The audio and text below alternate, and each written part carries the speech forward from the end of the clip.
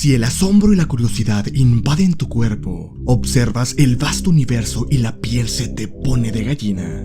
Tus vellos corporales se erizan y sientes un escalofrío que invade todo tu ser. Entonces estás en el lugar correcto. Ahora vamos a cotorrear ciencia.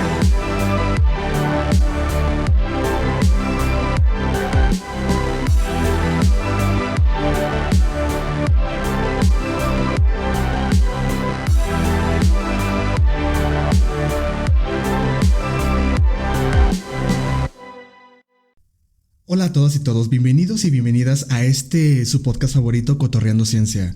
Mi nombre es Emanuel Muñoz, mejor conocido como Stigmat. Diego de la Cruz Norato. Y el doctor José Luis Saucedo. El doctor José Luis Saucedo es astrofísico, ¿verdad? Sí, así es. Astrofísico y ahorita es docente investigador aquí en la Unidad Académica de Física de la Universidad Autónoma de Zacatecas. Y bueno, usted es egresado de la licenciatura en física aquí mismo, ¿verdad? Aquí Exacto. En la Unidad Académica de Física de la UAS. Exacto, yo me gradué aquí en el periodo de 1994 a 1998. Posteriormente ingresé a la maestría del Instituto de Astronomía en la UNAM y después durante el doctorado hice una estancia, lo que se llama una estancia de investigación predoctoral en Harvard. Y finalmente pues concluí el doctorado como tal en el Instituto de Astronomía. Y ya formo parte de la planta docente de aquí de la Unidad Académica de Física desde 2010 y tiempo también en el cual he fungido como el director del Observatorio Astronómico. Exacto. Entonces, bueno, una pregunta bastante importante que nos dejó de su presentación. Y es que usted nos habló de que estudió en el Instituto de Astronomía, ¿verdad? Sí. De la UNAM. Sí. Entonces, ¿cuál sería la diferencia entre astrofísica o astronomía? Bueno. ¿Y usted qué es? ¿Es astrónomo o astrofísico? Mira, en términos, digamos, de académicos, la astronomía y la astrofísica se diferencian en que la astronomía es un tanto, digamos, por así decirlo, más tradicional, ¿no? La parte, digamos, de solo ver, reportar, decirlo por así de alguna manera, observar. El nombre, pues, digamos que ha sido un tanto más tradicional, ¿no? O sea, yo creo que ya es como decir que la astrofísica es la astronomía moderna. Ya como es conjunto con la física y más que nada dar una explicación, ¿no?, a lo que uno observa. Claro, de hecho, o sea, por ejemplo, en ese sentido, un astrónomo tú podrías decir que es todavía quien va al observatorio, quien ve, quien mide, quien reporta. Y un astrofísico, por así decirlo, puede pasar su vida sin pararse en un observatorio. O sea, aplicando precisamente todo lo que se reporta dentro de una observación. Y haciendo los cálculos. Exacto. De hecho, yo te lo puedo decir así, durante todo lo que fue mi posgrado, maestría y licenciatura, solo observé 2 veces. ¡Órale! Sí. O sea, soy astrofísico teórico en ese sentido. Muy bien. Y ya en el doctorado ya hizo más observación. Exacto. O sea, vamos, tú puedes, o sea, ya en estos casos lo que haces es que tú accedes a bases de datos que existen en el mundo y tú trabajas con esos datos precisamente. O sea, no es necesario que tú estés ahí. Sí, o sea, habrá como una parte de astrónomos que se dediquen a puro observar, dar datos, una base de datos. Y los astrofísicos interpretan ya sin la necesidad de ir, ¿no? Sí, exacto. O sea, tú puedes hablar, o sea, entonces puedes decir que son los astrónomos observacionales y los astrónomos teóricos. Muy bien. Claro que puede haber, pues, casos intermedios, ¿no? Que son los teóricos que hacen sus observaciones, por así decirlo. Entonces, bueno, astrofísico, ¿cuál podría ser como la definición de astrofísica y qué es lo que estudia verdaderamente la astrofísica? Porque, bueno, ha habido varios astrofísicos bastante populares en las películas y yo pienso que todos han de conocer uno bastante particular y es un astrofísico que salió en la película de Thor, en la primera película, que creo que era el astrofísico ese que todos lo tildaban como loco y él era astrofísico. Él fue astrofísico. Pero bueno, ahora sí, moviéndonos más a la realidad, sí. ¿Cuál sería la definición de astrofísica o qué es lo que hace un astrofísico o una astrofísica? Mira, tú como astrofísico lo que tienes es que, ahora sí, obviamente como cualquier otra rama de la ciencia, tienes un reporte de investigación, ¿no? O sea, te llega a ti, o sea, tú buscas en las bases de datos o en los mismos artículos de investigación se reporta un fenómeno físico en el cielo. Por ejemplo, cuando hace mucho hubo una foto muy famosa, no sé si la recuerden, que había una espiral en el cielo, así una foto, pues así de una espiral verde, que decían que pues no sabían qué era esto. Y tratar, digamos, de alguna manera en base a principios físicos, pues explicar qué está ocurriendo. Y pues la explicación fue bastante simple. Es un chorro de gas que está siendo expulsado al mismo tiempo que la estrella está rotando. Entonces, como para verlo de una manera, es como cuando uno agarra una manguera y le empieza a dar vueltas. ¿Qué es lo que hace? Esto produce como una espiral. Pero digamos que como es un material que tiene muy alta velocidad, al mismo tiempo que va haciendo esta especie como de resorte, pues el resorte era como si se fuera ampliando al mismo tiempo. Un cono, ¿no? Exacto. Lo que no saben es que también es mi profesor de astrofísica y eso lo vimos ayer, por eso sí. Sí, pero bueno, digamos en este caso, así como lo que vimos en la clase, pero sea prácticamente verlo de frente, ¿no? O sea, al mismo tiempo que está este chorro de gas saliendo de la estrella, pues va girando y entonces las partes más viejas van más lejos. Pero en este caso sería un chorro continuo, no fue como el que vimos ayer, que era un chorro pausado. Exacto. Sí. Bueno, y algo que es bastante importante, que bueno, yo creo que a la mayoría de las personas que están aquí les va a interesar, y es el motivo de que, por ejemplo, continuamente y más últimamente desde que ocurrió creo que lo de Rusia y Ucrania, que han estado viendo que ovnis en el cielo y las personas rápidamente identifican, no, es que ha de ser un extraterrestre, un platillo volador. Y es que es extraño porque la palabra ovni es objeto volador no identificado, que bien pudiesen ser cualquier cosa que no esté exactamente, como aviones extranjeros o cualquier cosa que no esté. Una invasión rusa. Sí, y también y es gracioso porque, por ejemplo, ustedes los astrofísicos, los astrónomos, tengo entendido que casi nunca, o bueno, rara vez, no sé usted que nos confirme, encuentran como objetos no identificados en el cielo más allá, porque lo que hay aquí es como lo que ponen las agencias o gente que toma fotografía, pero siento que son, así como ahorita le dio respuesta a la fotografía que acaba de comentar, yo creo que realmente lo que sucede aquí en la Tierra pues es que las personas no entendemos bien lo que está allá y bueno, queremos ver desde el punto de vista de un astrónomo qué tan común es ver objetos que digan, yo vi el cielo pero no sé qué es esto, es extraño o me vuela la cabeza o todo está bien entendido, todo está... Bueno, en eso te puedo dar un ejemplo muy claro, ya tiene varios años. Pues no sé si recuerdan la serie del Chavo animado precisamente. Sí. Que en una ocasión, en un capítulo, él pues manda una carta al cielo atada a un globo. Y precisamente en esos mismos días a mí me llega un reporte. Oye, pues que están viendo ahí algo brillante en el cielo, un ovni, ¿no? Algo muy brillante, plateado. Sí, un extraterrestre, luego. Exacto. Y ya, o sea, yo veo las fotos y ¿qué es lo que veo? Precisamente un globo de estos de estrella, de esos metálicos. Era un globo de estrella, pero pues así inflado, pues se ve muy redondito. Y la parte y abajo traía precisamente una carta.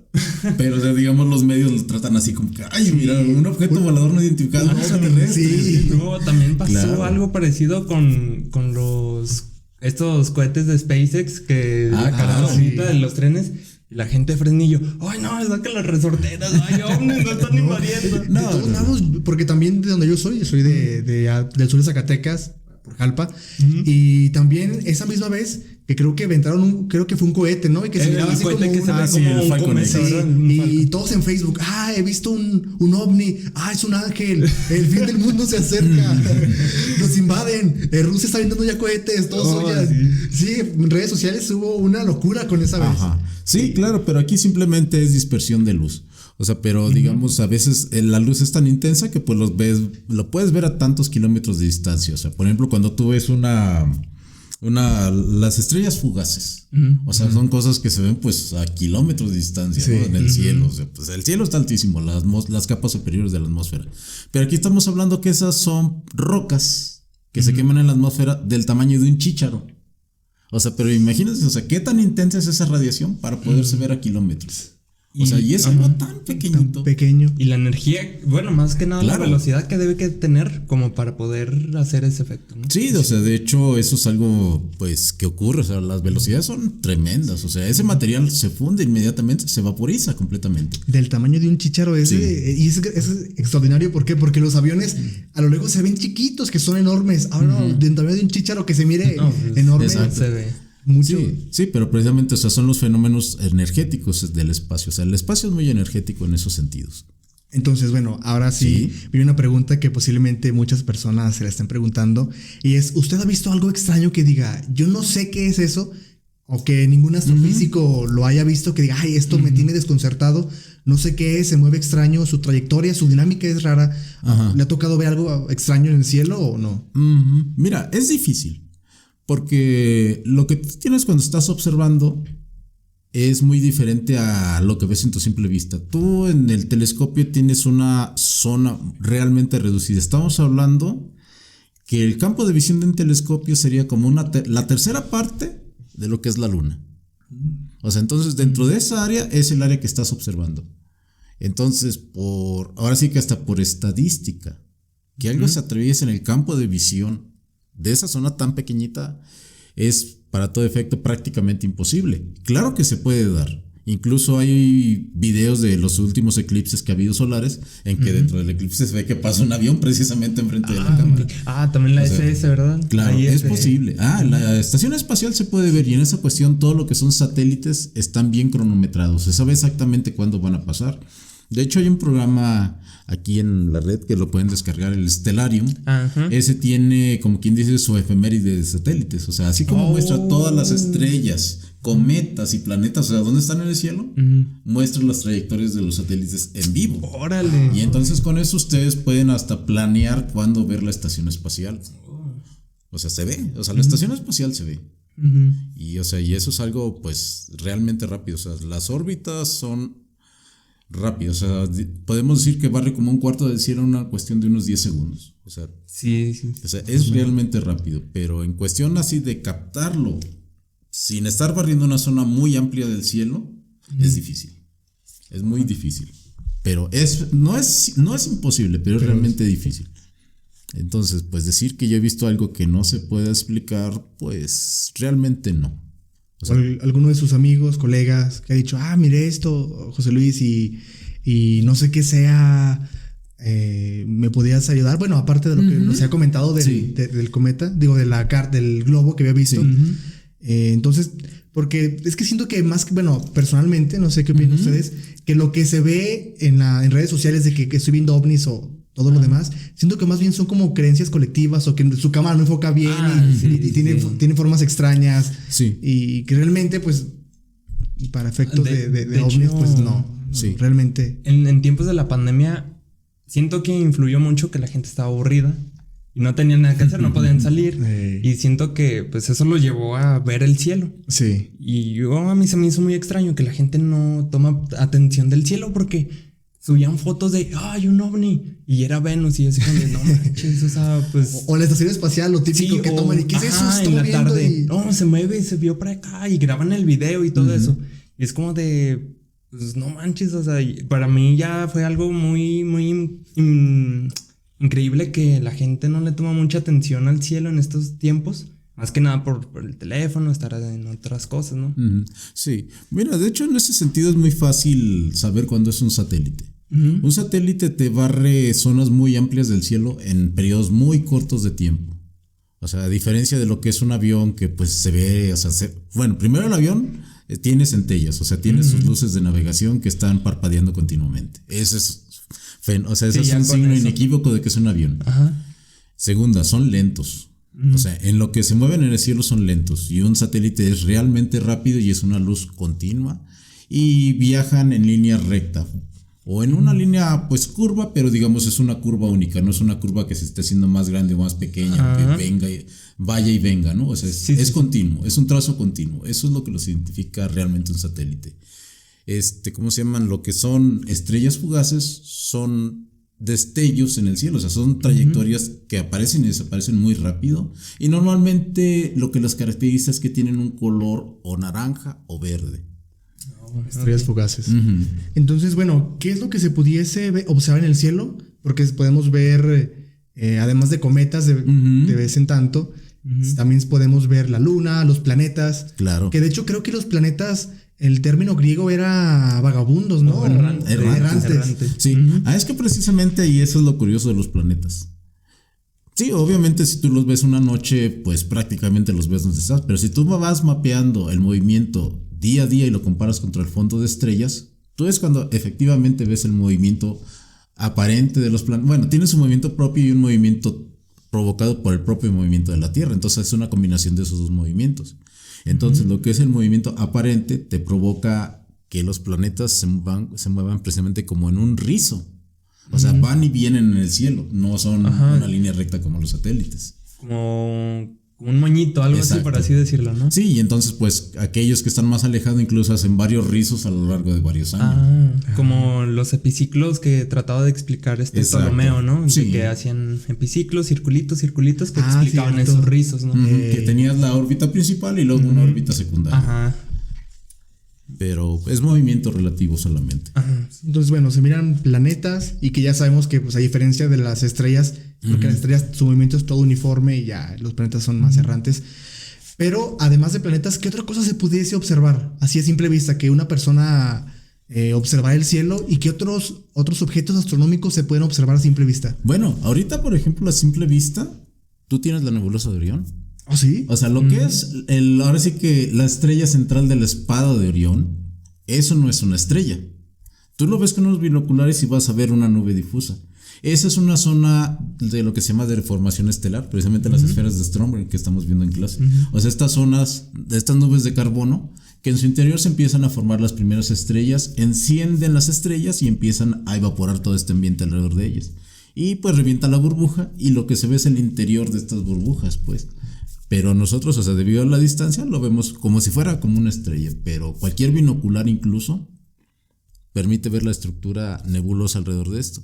Y más entrado el año, ya como por verano, en lo que es precisamente en Andrómeda, a simple vista puede verse la galaxia de Andrómeda.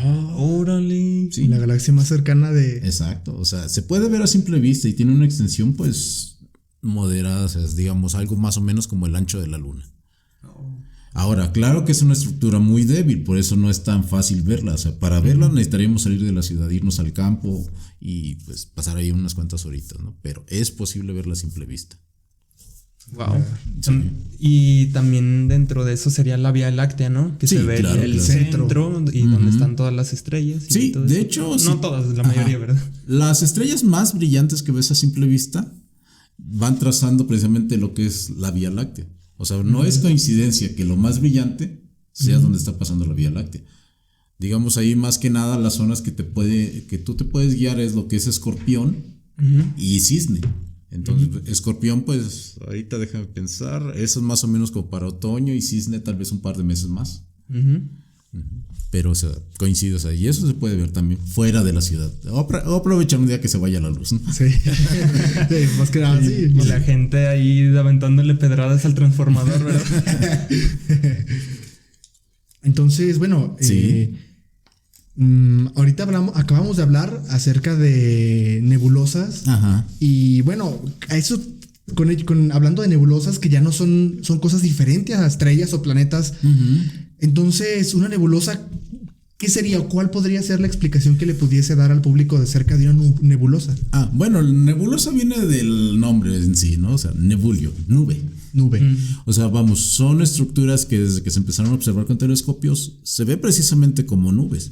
Y pues por así decirlo, son efectivamente nubes. Sin embargo, son nubes que están en el espacio, pero con dimensiones gigantescas. O sea, estamos hablando que son regiones que si lo atravesásemos a la velocidad de la luz, tardaríamos del orden de unos 50 años a la velocidad de la luz. O sea, son nubes realmente gigantescas y con masas enormes. O sea, estamos hablando de cerca de 100 veces la masa del Sol.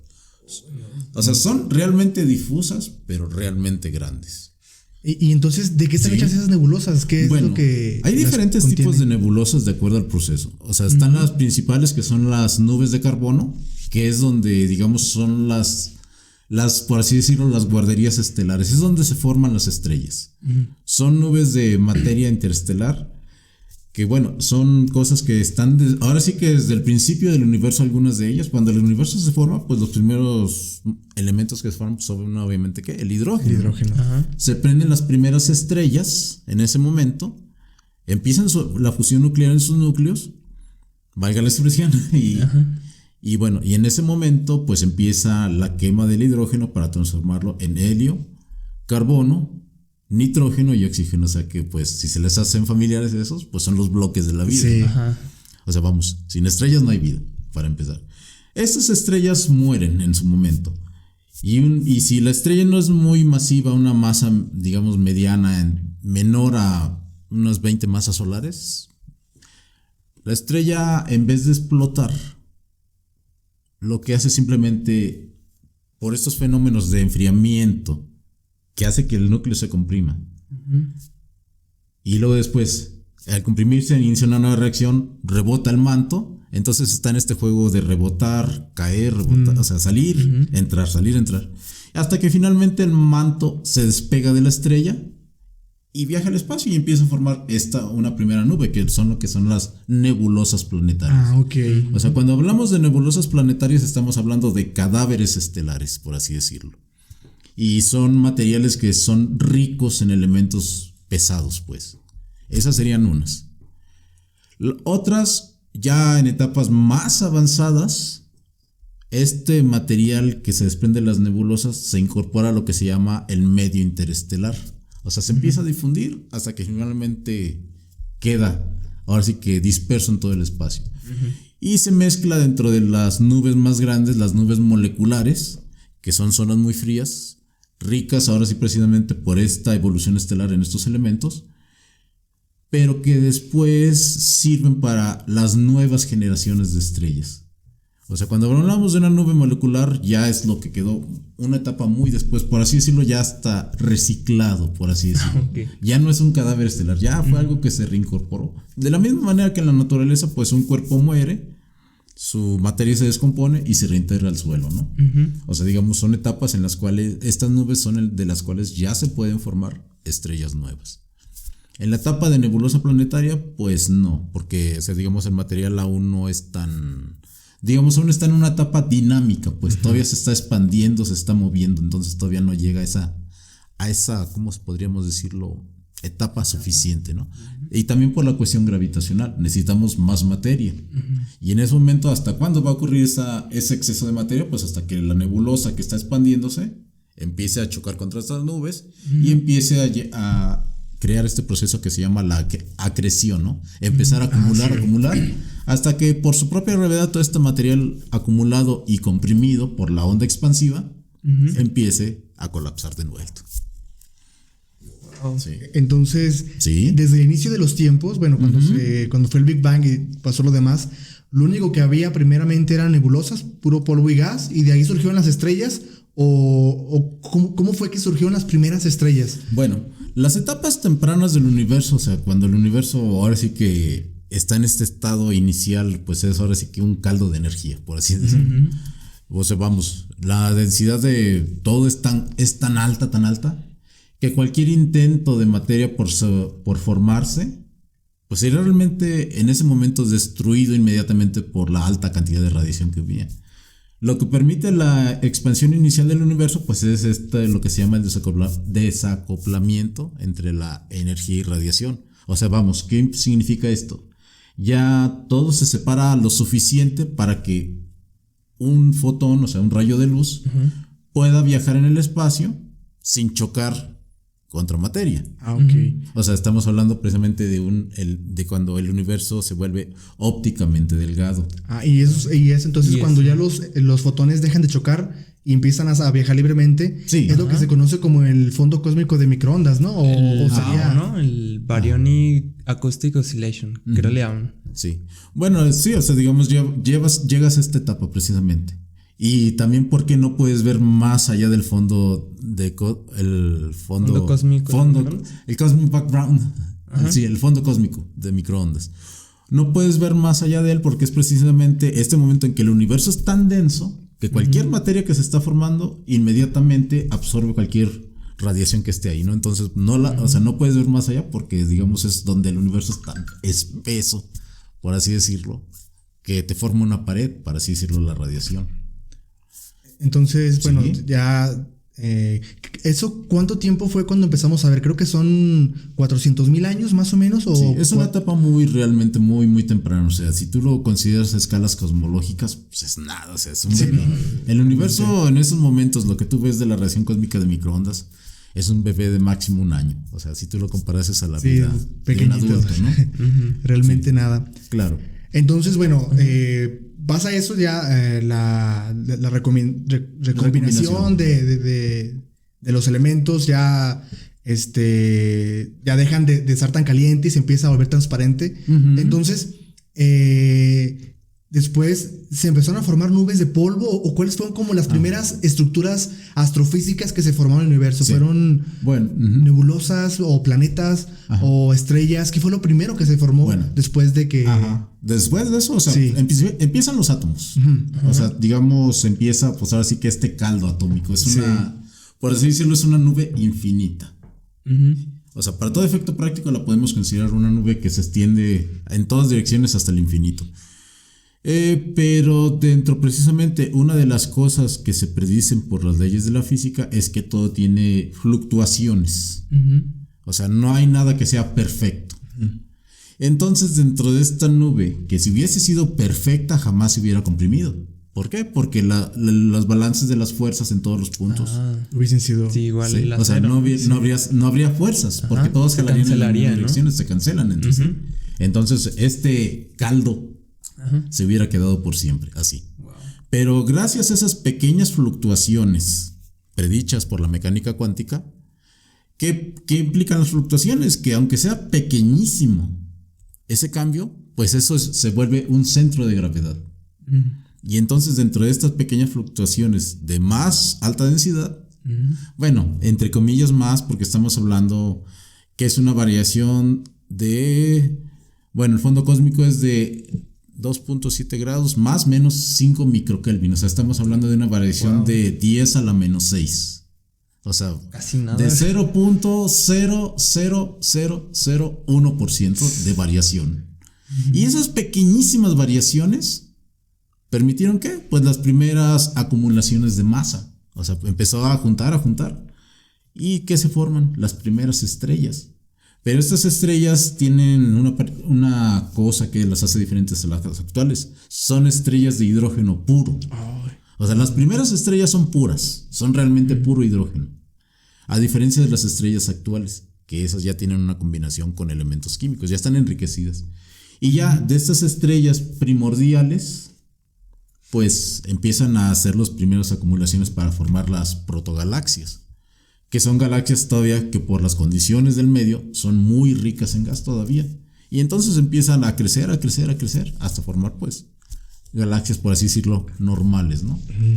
Y pues si tú lo quieres ver así, parte de la materia interestelar son residuos de este caldo cósmico, ¿no? Inicial. Incluso hasta entre galaxias hay estos filamentos de gas, o sea, todavía hay suficiente gas, ¿no? O sea, existe fuera de las galaxias el gas. O sea, hay también medio intergaláctico, ¿no? O sea, son restos de estas etapas, ¿no? Y bueno, todavía existen esas estrellas primordiales, las primeras estrellas. ¿Cuál es la etapa de vida de una estrella puramente hecha de hidrógeno? Mira, es realmente, o sea, yo me atrevería a decir que prácticamente ya no hay. ¿Por qué? Si tú consideras, por ejemplo, lo que vive cada estrella, el Sol, por ejemplo, vive 10,000 millones de años, una estrella como el Sol. Si tú consideras que el universo tiene aproximadamente, bueno, serían 13.8 gigaños, o sea, 13,800 millones de años, la probabilidad de que ahorita en estos momentos aún haya una estrella primordial sería realmente baja. No es imposible. Pero es muy baja. Ya es muy baja, o sea, por el tiempo de vida de las estrellas. O sea, estarían muy ancianas, o sea, serían ya los últimos ancianos, ¿no? Y, por ejemplo, ¿cómo se estima la edad media de una estrella? La edad media de una estrella tú lo estimas precisamente a través de la composición química. Vamos. Hay dos grupos de estrellas, lo que se llaman las estrellas tempranas y las estrellas tardías. Unas son estrellas que viven, pues, como su nombre lo dice, muy pocos. O sea, lo dices temprana, En el sentido de que, pues si tú la ves, quiere decir que eso se formó hace poco. Por ejemplo, las estrellas azules. Todas esas son estrellas que viven del orden de 10 millones de años. O sea, en escalas cósmicas. Y pues nada. Es nada. O sea, en cuanto se forman para el universo, inmediatamente desaparecen. Y las estrellas como el Sol, que son estrellas que tienen una vida pues bastante larga, y lo más probable es que ya se hayan visto hace mucho, ¿no? Ahora, dentro de estas dos, bueno, por un lado las azules sabemos que son muy jóvenes, pero las estrellas como el Sol tienen lo que se llaman procesos convectivos en su interior. O sea, vamos, como son estrellas muy macizas, por así decirlo, no son como las azules que son estrellas muy difusas, son muy macizas, entonces son ópticamente gruesos. O sea, cualquier radiación que intentase escapar de su núcleo, pues no puede. Entonces, toda la energía que está ahí, pues no puede salir por manera, digamos, por radiación directa. Entonces, ¿cuál es la otra manera de salir? Pues precisamente un fenómeno de convección, como cuando uno pone una olla en la lumbre. ¿Qué es lo que hace? Abajo tiene que una fuente de calor, que es la llama. Una fuerza de gravedad que va en contra de la dirección de esta llama. Y por principios de flotación, el agua que está en contacto con la parte más baja de la olla, que es donde se está calentando, es menos densa. Y entonces, por diferencia de densidad, ¿qué provoca esta parte del agua que está calentándose? Pues sube a la superficie. Sí. Y la otra se intercambia. Entonces, este es un ciclo de subir y bajar continuo. Ya esta agua que sube, entrega su calor al ambiente, se enfría y vuelve a bajar. Entonces ocurre un fenómeno similar en el Sol. De hecho, parte de estos como granos que vemos en la superficie del Sol es ese fenómeno. O sea, son burbujas que están saliendo a la superficie, se enfrían y vuelven a entrar, ¿no? Y por eso se ve como esta estructura así como de chipotitos, ¿no? Partes donde revienta y partes donde vuelve a entrar. Y entonces, digamos, ¿eso qué me permite? Me permite ver la mezcla química del núcleo. Entonces, en función de la abundancia de elementos pesados, yo puedo saber qué tanto tiempo ha pasado desde que la estrella se prendió. Por ejemplo, si yo veo muy poco carbono, ¿qué quiere decir? Pues que la estrella es joven, ¿no? Sí. Y si ya veo una abundancia muy alta de carbono, ya puedo decir, no, pues esta estrella ya está en sus etapas finales y ya va a empezar este fenómeno de expansión para formar una gigante roja. Órale. Entonces, bueno, todas las estrellas, o la mayoría, surgieron de nebulosas, o hay estrellas que hayan surgido por otra forma de... Necesitas materia. O sea, forzosamente necesitas materia. Muy bien. O sea, lo que puede variar es el tamaño de la nebulosa de la que se formaron, pero necesitas precisamente la materia interestelar para formar estrellas. Entonces, bueno, las estrellas se forman de parte de materia, pero los planetas también, ¿cómo es que de una nebulosa pueden salir estrellas y también planetas? ¿No pueden surgir todas estrellas o todos planetas? ¿O cómo cómo nacen los planetas ahora? Bueno, ahí lo que necesitas para formar un sistema solar es un ingrediente principal, la rotación. O sea, vamos, tú cuando mueves algo, pues tú siempre ves que hay remolinitos, ¿no? O sea, cuando le agitan al café siempre se forman remolinos. Turbulencias, en pocas palabras. Pero dentro de esta turbulencia, si se logra, digamos que haya una dirección dominante de movimiento, esto puede llevar a que la nube empiece a girar al momento de contraerse. Al girar la nube, esto provoca que las partículas ya no caigan directamente a la estrella. O sea, si tuviera nada más el puro colapso gravitacional, toda la nube se va y forma una estrella sin nada alrededor. Pero en el caso de la rotación, esto provoca que las partículas empiecen a orbitar alrededor de la estrella en vez de caer hacia ella. Y pues las órbitas, digamos, pues empiezan a formar esta especie como de átomo clásico, ¿no? El átomo que se dibujaba antes, ¿no?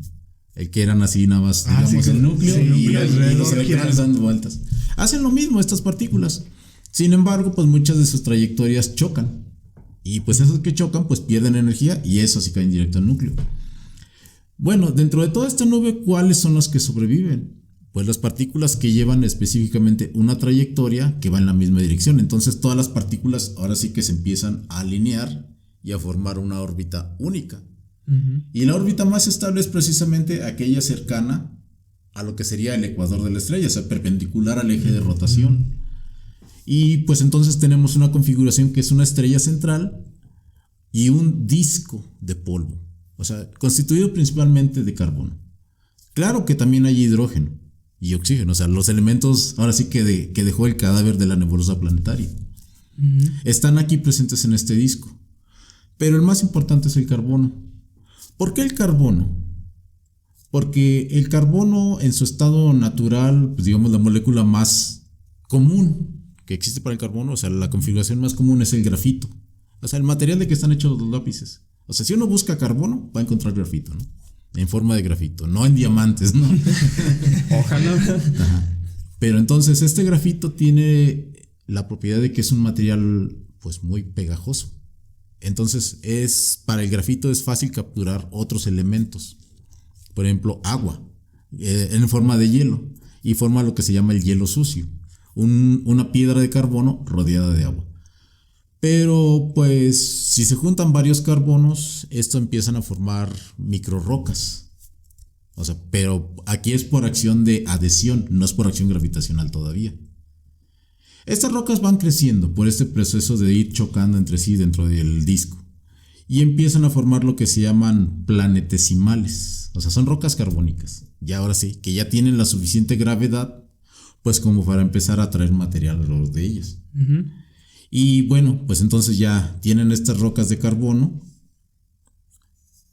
y que también van atrapando, ahora sí, por gravedad, más elementos, o sea, cosas más grandes, ¿no?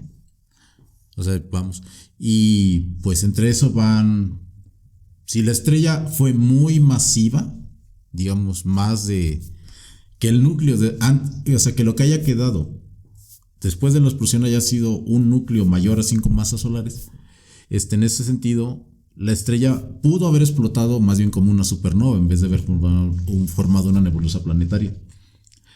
Dentro de esta explosión de supernova se forman los elementos pesados, realmente pesados y radioactivos, principalmente. Como el uranio y el Exacto. plutonio.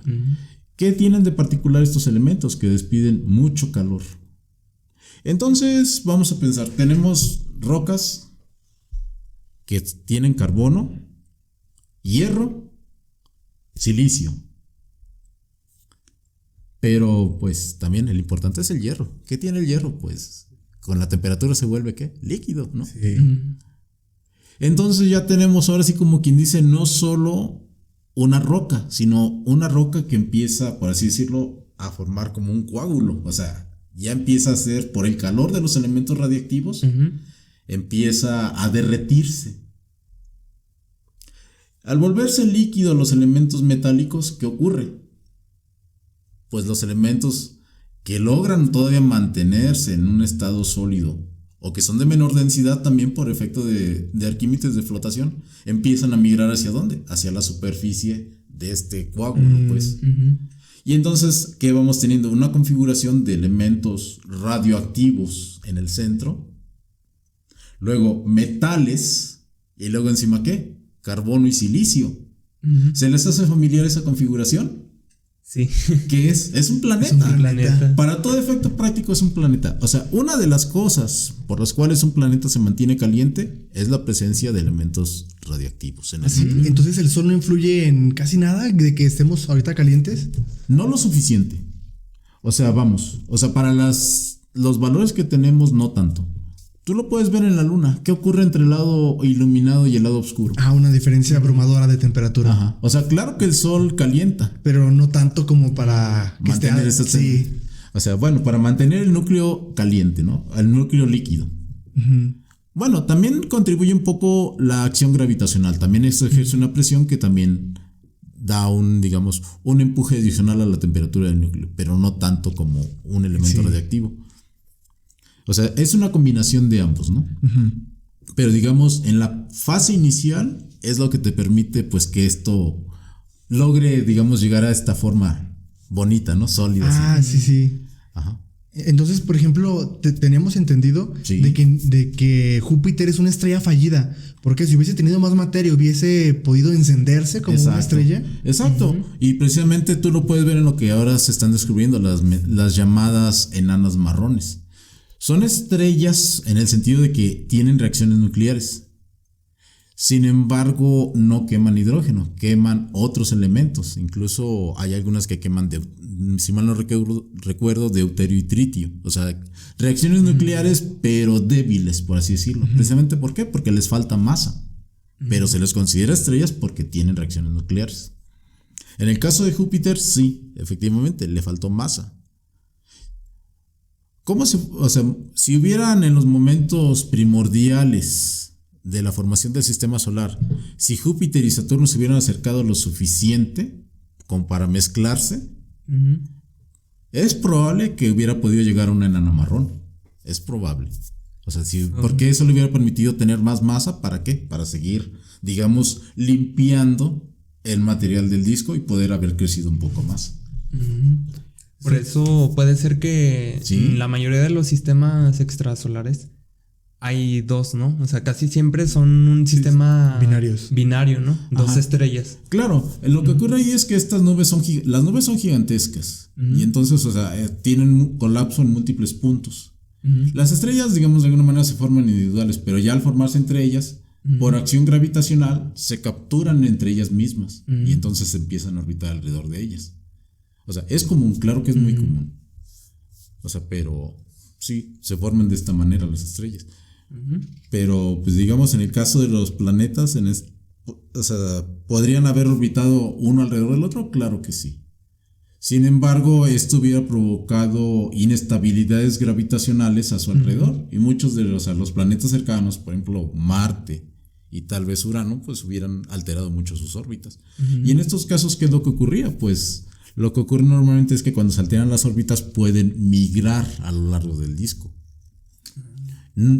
Pero tienen que mantener una órbita más o menos circular. ¿Por qué? Porque precisamente al atravesar las órbitas de otros planetas pueden o chocar o ser absorbidos, ¿no?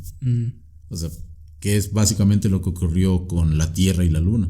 Si tú ves a la Luna y ves la composición química de la Luna, es como cuando tú tienes una pelota y luego de plastilina y luego le pegas otra pelota de plastilina. O sea, son realmente diferentes. Entonces ahí hay una configuración de dos planetoides que chocaron y formaron la Luna.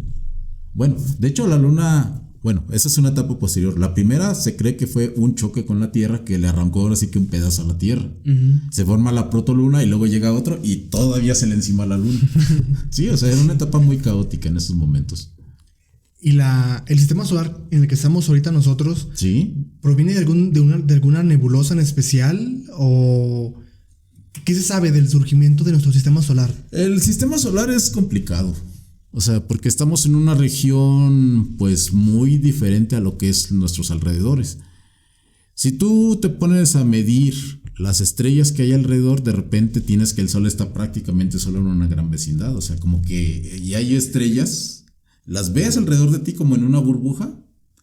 Y de repente ves que después de esta primer pared, el brillo de las estrellas disminuye brutalmente. O sea, como que ahí hay un material que está.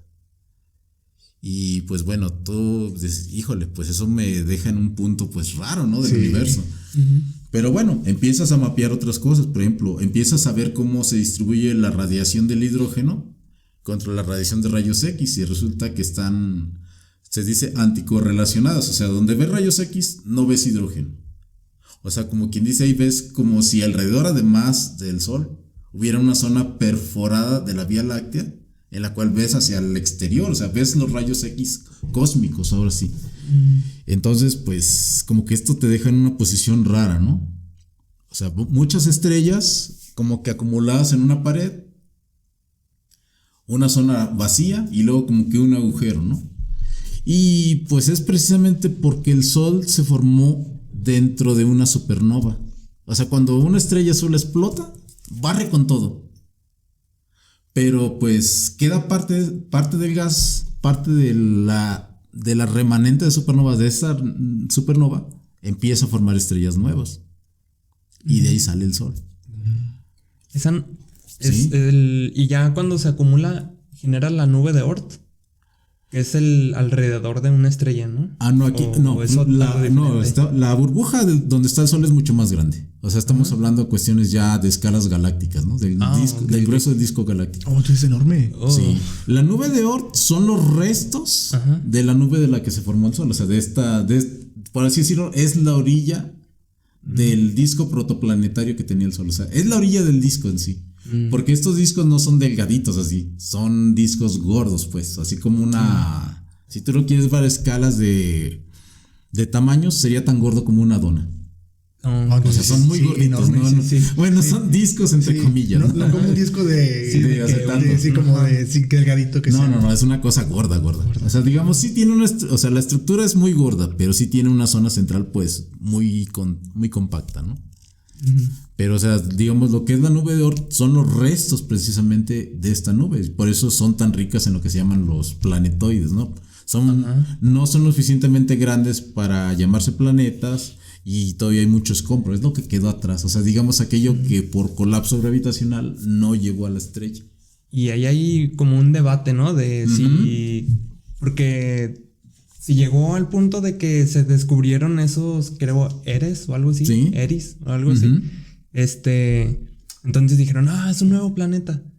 Pero luego dijeron, no, pues descubrimos un buen como 60 y se parecen. Entonces, ¿también son planetas o no? Entonces, no, pues ahí ya no. Entonces, ¿cómo estuvo ahí? El criterio es qué defines como un planeta.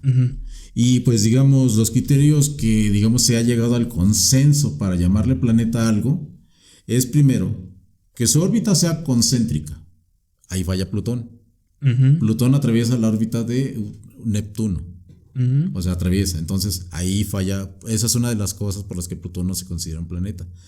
Segunda es que ya haya limpiado su órbita. O sea, como quien dice que ya está seguro que no va a crecer más. Ya no hay nada. O sea, ya que ya capturó todo el material de ahí, ¿no? Sí. Y por eso también a lo que se encuentra en el cinturón de asteroides no se les considera planetas. O sea, todas estas como Palas, Ceres, todos esos mundos no se les considera como planetas como tales por estas razones. O sea, todavía están en una zona pues llena de escombros.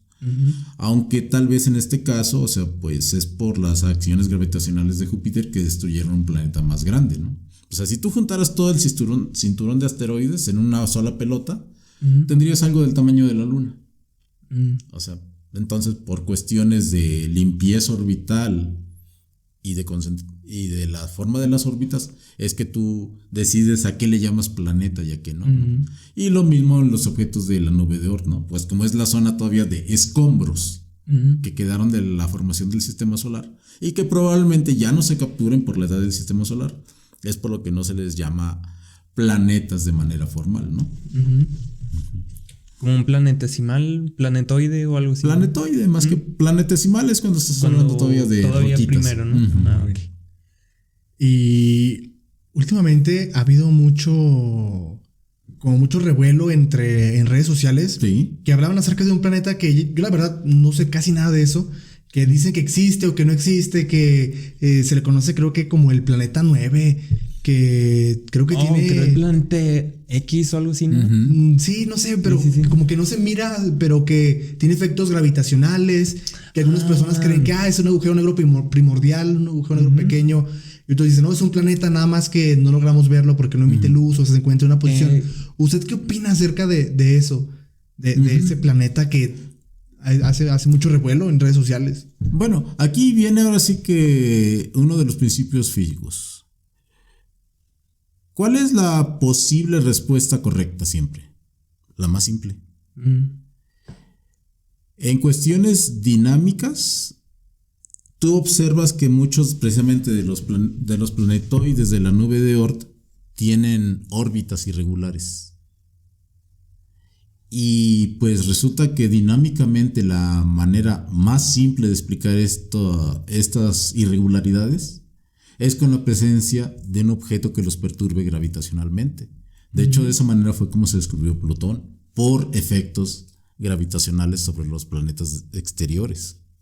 O sea, las desviaciones en la órbita predijeron la presencia de Plutón y efectivamente, donde los cálculos dijeron que estaba Plutón, ahí apareció. Pero entonces digamos que aquí está, ahora sí, son cosas más pequeñas, perturbaciones más pequeñas, pero que existen. Y entonces, esto propone que, pues ponte a buscarlo. O sea, ¿por qué? Porque lo más probable es que sí exista, ¿no? O sea, porque decir, ¿por qué? O sea, que tratar de explicar cada una de las irregularidades por separado, o sea, es decir, ¿por qué este planeta se mueve así, este se mueve así? Pues es difícil, ¿no? Sí, es bastante complicado. Entonces, bueno, hablando de cosas que no vemos, de astros que no vemos, ahí pudiésemos entrar al tema de meteoros, meteoritos. ¿Cuál es la diferencia entre un meteoro, meteorito, meteoroide? Aquí hablas precisamente en qué etapa lo encuentras. Si todavía está en el espacio, entrando en la atmósfera, o ya cayó. ¿No? O sea, esa es simplemente la diferencia, pero estás hablando del mismo objeto. Muy bien. Okay. Y pues cuando dices meteorita ya te refieres al material. ¿Sí? O sea, la roca, ¿no? Pero o sea, simplemente es en qué etapa está, ¿no? Entonces, pudiésemos ver uno de esos objetos con anticipación, o pudiese ser que, por ejemplo, mañana encontremos que viene un asteroide o un meteoro a la Tierra y que ya no podemos hacer nada porque resulta que no se miró. O creemos que sí se tengan bien contados todos los posibles objetos astronómicos que nos puedan hacer, que puedan chocar contra la Tierra y hacernos daño. Bueno, en ese sentido, primero, la probabilidad de un choque contra la Tierra es realmente poco. Vamos a ponerlo en lo siguiente, digamos, en los siguientes términos. Nuestro observatorio, el que está aquí en el Cerro de la Virgen, tiene una cúpula de 5 metros. Si eso fuese el Sol, así que de ese tamaño fuera el Sol, la Tierra estaría frente a Catedral, a esa distancia. No, enorme. Y el tamaño de la Tierra sería una canica chiquita. O sea, como la del que traen adentro las botellas de whisky, ¿no? Así. O sea, ni siquiera canicas de las de jugar. No conozco. Sí, o sea, una canica de ese tamaño. O sea, digamos algo intermedio entre una canica de fuegos y un chicharrón. Sí. Y entonces, por pura probabilidad, ¿cuál sería la probabilidad de que algo que esté errante en el espacio le pegase? Pues muy, muy baja. Y aparte más pequeño, ¿no? Porque claro. Obviamente están el tamaño, pues no sé, tal vez metros, kilómetros. Y comparado con la Tierra, pues es muy poco, ¿no? Sí. Entonces ahí disminuye muchísimo más. Ahora, otra cosa, la segunda parte. La Tierra es un planeta. O sea, bajo las definiciones de planeta, ¿qué significa? Que para todo efecto práctico su órbita está limpia. O sea, hay realmente, en términos astronómicos, pocos objetos que podrían llegar aquí. O sea, claro que todavía hay meteoritos por ahí flotando, ¿no? Pero entonces, o sea, vamos, son pocos. Luego, realmente la masa sería pequeña, o sea, en todo caso. Lo más probable es que lo capturase en una órbita. Y pues en todo caso de que cayese, pues sería una roquita. Luego, allá hay programas que están monitoreando el cielo de manera continua. Entonces, digamos que algo así, algo masivo como para destruir la Tierra, brillaría. O sea, sería lo suficientemente grande. Tendría que ser grande. Si podemos ver un satélite, que es una cosa del tamaño de un refri, cuanto más un meteorito de kilómetros. Sí. Sí. O sea, te aseguro que lo veríamos. Algo así como un meteorito matadinosaurios. Sí. Lo veríamos con tiempo. Eso te lo puedo asegurar. O sea, pero y entonces ya, sí se han detectado meteoritos ya antes de que caigan.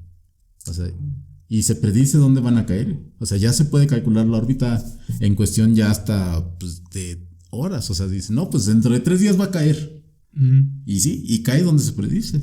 Entonces, como lo que ocurrió con el meteorito que cayó en Rusia. ¿Ese se predijo o cayó desapercibido? De que, de repente cayó ese meteorito y nadie sabía por qué cayó. No sabe bien si ya se sabía, se tenía conocimiento de que iba a caer. Bueno, en realidad no son tan grandes, pero o sea, la energía que liberan, ese es el detalle. Sí. La onda expansiva de cuando Exacto. cae. O sea, porque ese es el detalle, o sea, vamos. Incluso te lo pongo de esta manera, en el Instituto de Astronomía, en la dirección, ahí el director tiene para su colección personal un micrometeorito. Ese es, digamos, es algo del tamaño de un grano de azúcar.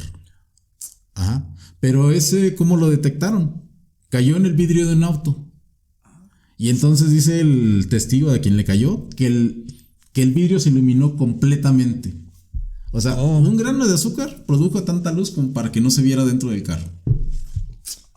O sea, Y él estaba dentro. Sí, o sea, iba en su Estaba carro y de en su repente carro y- ¡pum! Y así, y ya vio el vidrio y está ahí el micrometeorito así insertado en el vidrio. O sea, y tienen el recorte del vidrio ahí en el instituto. Ahora. No está al público, lo tiene el director en su oficina. Pero qué peligroso, ¿no? O sea, si atraviesa el vidrio es como muchísimo más que una bala. ¿Y cómo se dieron cuenta que realmente era un meteorito y no era otro objeto? Por la composición química, o sea, tú lo analizas. De hierro, que tiene mucho hierro, ¿no? Por la Sí, formación. los cristales que tienen adentro, o sea, por las temperaturas también. Y precisamente la composición química, ¿no? O sea, como son, ahora sí que restos primordiales de la formación del sistema solar, no están alterados químicamente como aquí en la Tierra. O sea, aquí en la Tierra pues ya hay todo tipo de procesos, ¿no? Sí.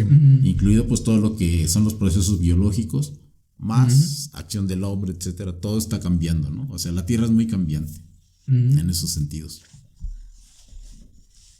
Entonces, bueno, ya para terminar con estas preguntas, con este podcast, con este tema bastante interesante, que pues yo pienso que a todos nos llama la atención la astrofísica. Es como, desde que estamos pequeños siempre ver el cielo es como nos llena de alegría, de inspiración y de, ¡ay, qué interesante! Y sean preguntas un poco más personales, por ejemplo, de Sí. ¿cómo lo llevó usted a interesarse por la astronomía? ¿Qué fue lo que dijo, yo quiero dedicar toda mi vida a la astronomía? Mira, en ese sentido, yo te puedo decir una cosa. No hay que subestimar la labor de la divulgación. A mí me surgió por primera vez precisamente el interés por la astronomía en una visita a un planetario. O sea, entonces bajo ese sentido, no subestimes hasta dónde alcanza el que te acerques a la gente. O sea, yo surgí ahí como astrónomo. Y después, precisamente pues con la cuestión de las revistas de divulgación, ¿no? O sea, que te ponen, pues el cielo de este día. Y, o sea, y el ver que de alguna manera entiendes, lo ves y que está a tu alcance. Que entrevistas precisamente a un científico y que sabes cuál fue su, por así decirlo, su trayectoria, cómo llegó a lo que te interesa, también eso es importante. Entonces, Sí. ¿usted cuando fue al planetario fue antes de entrar a la licenciatura o fue cuando estaba cursando? En la primaria. Desde pequeñito. Sí, o sea, claro, por eso, o sea, es una etapa en la cual tú puedes estimular mucho a alguien. Ajá. Sí. O sea, y más que nada eso, o sea, tú dale estímulo. Entonces usted dijo, de aquí en adelante lo que Sí, me gusta me gusta. es... ¿Y cómo supo usted que para ser astrónomo primero tenía que estudiar física y después astronomía? Precisamente a través de una entrevista a Julieta Fierro. Wow. O sea, ella es física. Ajá. Y después entró al Instituto de Astronomía. O sea, digamos que eso fue mi detonante para elegir qué camino iba a seguir. O sea, yo yo entré aquí a la carrera de física precisamente porque me quería dedicar a la astronomía. La astronomía como tal, hay que decirle al público que no es una carrera. Es un posgrado O de física. O sea, especialización, ¿no? exacto. O sea, astrofísica, o sea, el nombre lo dice, es física estelar. O sea, es física aplicada a la astronomía, ¿no? O sea, precisamente. O sea, digamos, si tú quieres ampliar lo que es la definición de un astrofísico, es un físico que usa precisamente física en la astronomía. Y por ejemplo, pues Julieta Fierro ha sido como que wow, o sea, una cosa que ha inspirado a muchísimas personas. Exacto. ¿Usted la conoce de que estuvo en la UNAM o conoció gente que estuvo ahí trabajando con ella? ¿O cómo Yo estuvo? te puedo decir, o sea, que también a veces ese es un arma de doble filo. O sea, ella se dedicó tanto a divulgar la astronomía que dejó de hacer astronomía, por así decirlo. Entonces, pues decir que tú trabajaste con ella o algo en ese sentido, pues no es algo que puedes esperar, ¿no?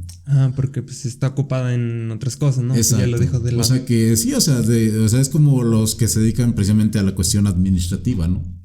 O sea, se retiran pues precisamente de la labor de investigación por hacer administración. Sí. Entonces, pues, trabajar con ella, pues, solo que te dedicas a cuestiones divulgativas precisamente, ¿no? Pero ahí está, o sea, es así la cosa, o sea, o haces una o haces otra, o sea, no puede ser un todólogo, ¿no? Sí, Todo. puede ser. complicado. Ajá. Entonces, cuando terminó la licenciatura, se fue a estudiar el máster, la maestría en Sí, la UNAM. En la UNAM, en el Instituto de Astronomía de la UNAM. Y fue complicado llegar a la UNAM. ¿Cómo fue su experiencia para usted el hecho de graduarse como licenciado en física y posteriormente ingresar a un máster en la Ciudad de México? Que pues es complicado porque, en primer lugar, ya no es Zacatecas, ya no es su lugar de origen, se va a una ciudad como México. Y a una ciudad de verdad. Una ciudad de verdad. ¿Cómo fue que encontró un lugar? Me voy a quedar aquí, tengo amigos, tengo familiares, voy a hacer el examen. ¿Cómo fue que se le abrieron las puertas para poder llegar hasta la Ciudad de México? Bueno, mira, obviamente lo primero pues es conocer el lugar, o sea, saber que el lugar existe. O sea, por ejemplo, aquí, si tú quieres estudiar astronomía, astrofísica, o que quieras, como le quieras llamar. Bueno, de hecho, ahorita, por ejemplo, los títulos de la UNAM ya vienen como astrofísico. Ya no vienen como astrónomo. De hecho, yo fui el último astrónomo. ¿La última generación? Sí, la última generación de astrónomos. Por así decirlo, que viene así en el título, aunque para efectos prácticos, por lo que hago, soy astrofísico. Pero es un nombre que se conservaba por tradición, ¿no? Lo primero es saber que existen. Aquí en México, pues está obviamente la UNAM con sedes en Ciudad de México, Morelia y Ensenada. Luego está el INAOE en Puebla, la Universidad de Guanajuato, la Universidad de Sonora. ¿Quién más tiene? Al menos esos son los que tienen ahorita astronomía en México. Astronomía o astrofísica, esos centros. Son los que recuerdo en este momento. Eso es lo primero. Y luego, en la cuestión, pues, de cómo es vivir, pues no es difícil tanto. En el sentido, vamos, por ejemplo, lo que es la Ciudad de México es una ciudad, por así decirlo, complicada, bizarra, surrealista, ¿no? Dijo Dalí. Pero, bueno, en mi parte tuve un poco de apoyo porque yo conocía gente en México. Pero normalmente lo que hace la gente que se va a México a estudiar es que comparte departamento. O sea, vamos, hay mucho apoyo entre la misma población estudiantil de estos centros. Entonces, pues en ese sentido yo le diría a la gente que le da miedo irse a México, pues que no le tengan tanto miedo a la ciudad. O sea, uno puede encontrar zonas muy cercanas a la universidad y pues en 5 minutos en un transporte en el metro, a veces hasta a pie o hasta en bici, ahora que está muy dado en la Ciudad de México transportarse en bici. Va a llegar pronto y obviamente, como les he dicho muchas veces a la gente, quien busca problemas los encuentra, ¿no? Sí. Eso está más que claro. O sea, hay que entender que, pues, por ejemplo, si uno renta departamento, no sé, en la colonia de Doctores, en Tepito, y quiere llegar a las 10 de la noche, pues obviamente le va a ir mal, ¿no? Sí, pues sí. Ajá. Y pues bueno, el sur de la ciudad es un barrio tranquilo, por así decirlo. Es un rumbo tranquilo. Pues es una zona, pues digamos, está Coyoacán, el Pedregal de San Ángel, o sea, son zonas, pues, digamos, amigables, ¿no? No como Tepito. Exacto. Entonces no es difícil vivir en estos lugares. O sea, el proceso de llegar es sencillo, por así decirlo. Uno pues lleva una etapa, digamos, pues de admisión al programa, ¿no? Uno atiende las convocatorias. Una vez que están las páginas, en las mismas páginas se anuncia convocatoria para ingreso y lleva un proceso de selección que en este caso yo, por ser físico, que digamos es lo ideal, tal vez. Sí, lo más afín a este posgrado, me facilitó la entrada en el sentido de que incluso ahora sí que también apoyado por mi línea de académica, más cuestiones de promedio que son muy importantes también por cuestiones de becas más que nada, hizo, digamos, que fuera más directo mi proceso de admisión. Incluso yo entré sin necesidad de presentar el examen de admisión. Pero pues digamos en casos como carreras que no son tan afines como química o ingenierías, porque también se puede hacer astronomía instrumental. O sea, un ingeniero electrónico puede dedicarse a desarrollar instrumentos astronómicos. Pero pues digamos son carreras que no son tan directas. Entonces aquí hay un proceso que es un curso propedéutico de las materias terminales de física, o sea que es mecánica clásica, física atómica, electromagnetismo y termodinámica. Una vez aprobado este curso, se considera que pues el estudiante, aunque no sea físico, tiene las características afines para llevar este tipo de posgrados, ¿no? Pero es un proceso directo. Y luego ¿cómo se llama? Estos posgrados pertenecen al padrón, ¿cómo se llama? al padrón de posgrados de calidad de CONACYT. Esto implica que una vez que son aceptados como estudiantes dentro de estos centros, inmediatamente CONACYT les otorga una beca de posgrado. O sea, en este caso para maestría, si mal no recuerdo, eran 4 salarios mínimos mensuales y de doctorado son 6 salarios mínimos. Bueno, ahora no sé si lo trabajen en las mentadas sumas, ¿no? Pero Sí. más o menos en mis épocas de estudiante era de esta manera. Entonces usted fue becado a... Exacto. Incluso si tu promedio es más alto, si tu promedio es superior de 8.5, la UNAM te da un complemento adicional a la beca de CONACYT. Bueno, Qué pues está muy interesante. bien. Sí, sí. Entonces, bueno, hizo el máster, que son 2 años de máster, fue becado por el CONACYT. Y después de eso terminó el máster y dijo, ¿qué sigue? El doctorado. Ajá. Pero entonces dijo que había ido a Harvard a hacer, antes, ¿no? Previo al doctorado, unas Sí, instancias. vamos. ¿Cómo estuvo cómo fue que le hizo para llegar a Harvard? Ajá. Bueno, ahí más que nada me fui con colaboradores de mi tutor nacional. Pero digamos, el entrar a Harvard es un proceso que se llaman las estancias predoctorales. Tú vas a estudiar a Harvard, pero inscrito en el posgrado nacional. O sea, yo me fui como doctorante del Instituto de Astronomía. Harvard, lo que es más exactamente el Centro Harvard Smithsoniano para Astrofísica, es un centro conjunto del Instituto Smithsoniano y de la Universidad de Harvard. Lo que hace es que te brinda sus instalaciones, su infraestructura, su equipo de cómputo para que tú hagas tu investigación ahí. O sea, trabajas en conjunto con un investigador adscrito a estas universidades. Ellos se encargan de alguna manera, por así decirlo, de que tú tengas tu estadía asegurada en este lugar. Tú haces toda tu investigación ahí.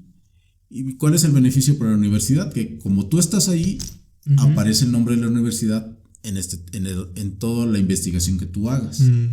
O sea, digamos que hay beneficio para ambas partes, ¿no? Sí, Sí, un ganar-ganar. Exacto, es un win-win, ¿no? Y en este caso, pues ya terminas tu investigación y te regresas, como quien dice, ahora sí que a recibirte a tu universidad nacional. O sea, mi título es de la UNAM. De la UNAM. Pero digamos que toda la parte de llegar a estos resultados fueron hechos en Harvard. ¿Y qué cuánto tiempo estuvo en Harvard haciendo su instancia predoctoral?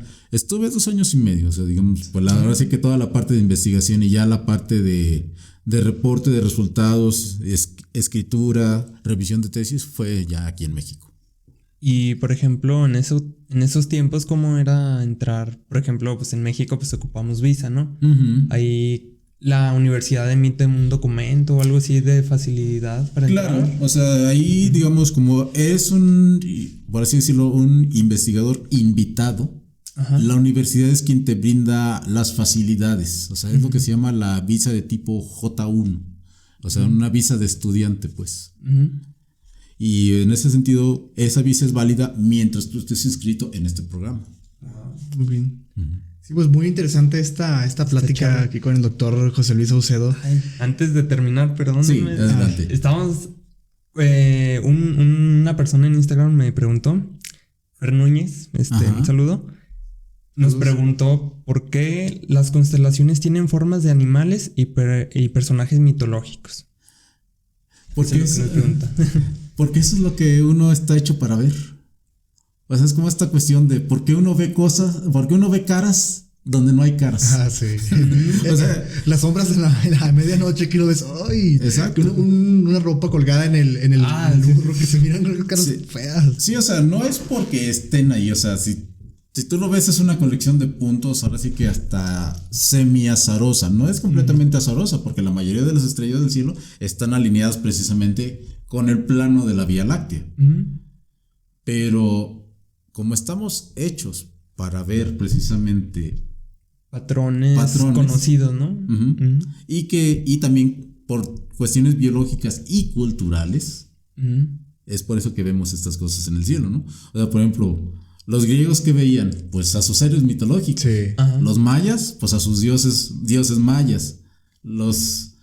indígenas norteamericanos ven a sus dioses, ¿no? Ajá. O sea, cada cultura ve. Le asocia, Sí, por exacto, ejemplo, lo que conoce. Ajá, en Orión ven pues, a un hombre con una espada y acá. Y los mayas me parece que veían una mariposa acostada. Ujú, Entonces, un jaguar, cosas Ajá, así. Sí, y Diego ve a su novia. O sea, es porque, o sea, no es porque estén ahí, sino porque nosotros le asociamos. lo asociamos. Bueno, respondida la pregunta. Bueno, pues sí, ahora sí, pues muchas gracias, doctor José Luis, por haber No, aceptado muy- esta charla muy interesante que estuvo, Sí, la verdad, astrofísica, estuvo muy astronomía. padre. Y yo siento que, pues vaya, al público en general, siento que ese es lo que más le gusta, ¿no? Ver el cielo, Sí. siento que es como que lo más popular, ¿no? Ujú. Lo que, por ejemplo, hay mucha gente de aquí que estudió física por la astronomía, pero pues ya estando ahí les gusta otra cosa, pero pues entran al medio, ¿no? De la física. Exacto, me lo roban los cosmólogos. Ahorita los Estados Unidos también. Bueno, Bueno, pues muchísimas gracias. Gracias. Gracias por ver. Nos vemos hasta la Nos Nos vemos siguiente. al Hasta próximo luego. episodio.